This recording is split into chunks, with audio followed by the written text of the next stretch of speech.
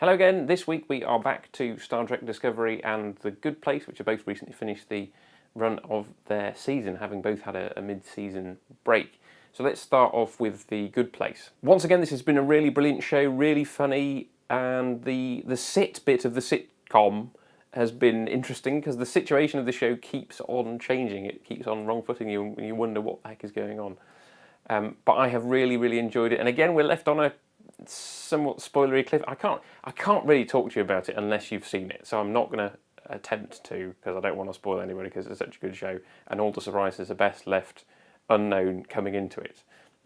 I will be keeping track of it and talking about it as we have a season 3 at some point in the future. Star Trek Discovery has been much more of a mixed bag really for me. I think its weakness somewhat was the main character, who I wasn't totally engaged with.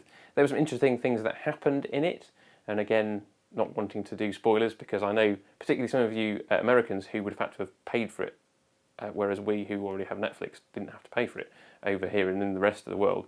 That seemed a completely balmy decision, by the way.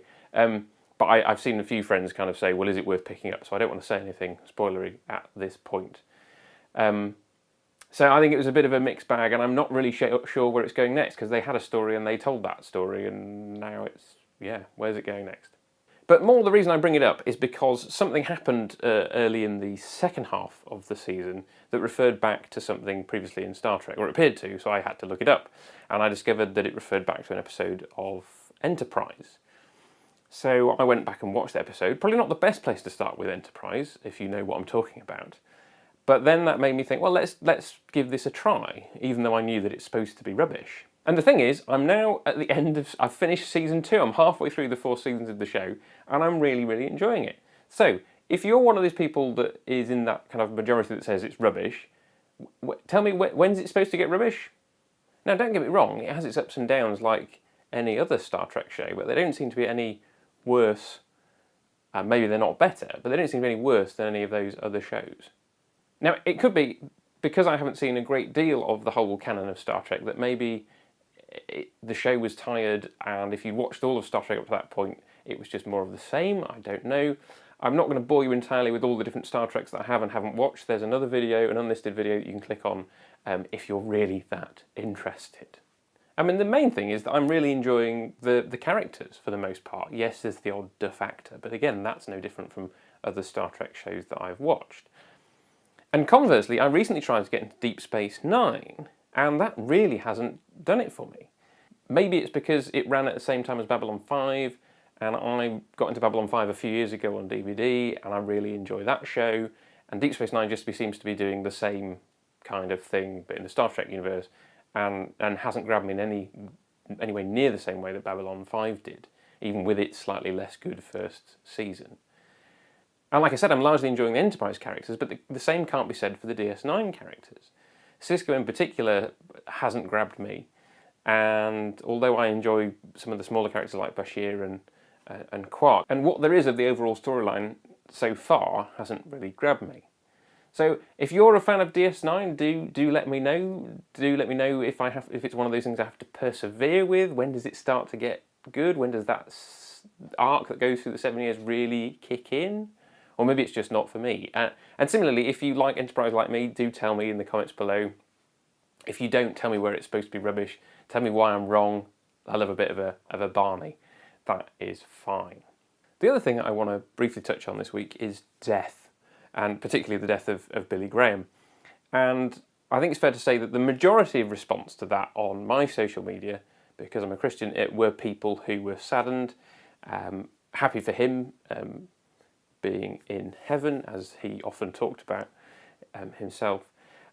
But it wasn't a unanimous praise. I definitely saw many comments from people who thought he'd wasted his life, and I guess that's just a clash of worldviews. I saw people bringing up anti-Semitic comments that he'd made to Nixon, comments about the AIDS crisis that he made in the early 90s, both of which, as far as I can tell, he had later apologised for, but certainly people who were, I think, less sympathetic to his worldview would be more likely to pick up on those things. And it got me thinking about how we respond to the death of famous people.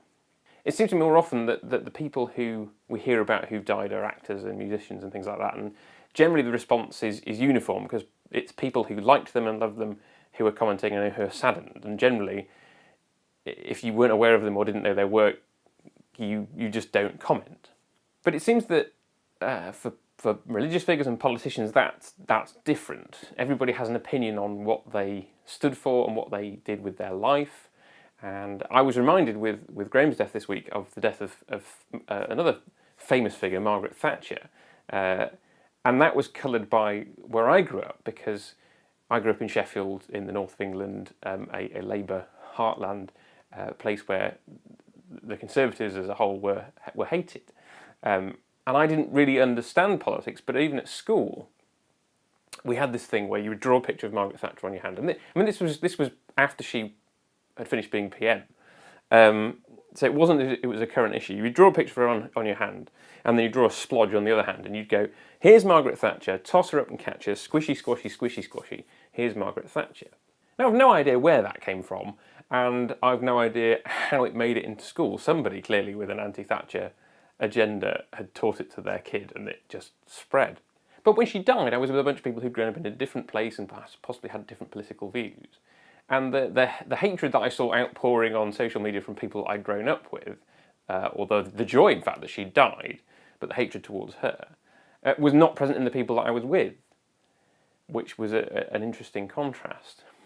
And I've been thinking with the death of Billy Graham this week of how we respond to people dying, and is the death of a person the time to bring up all the bad stuff in their life or the ways that you disagreed with them?